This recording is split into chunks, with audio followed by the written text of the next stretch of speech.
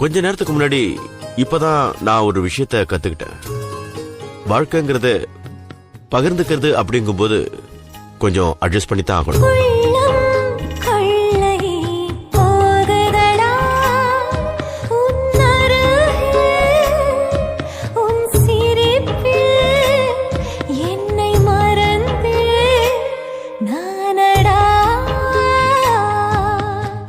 வாழ்த்துக்கள் சம்பந்தி.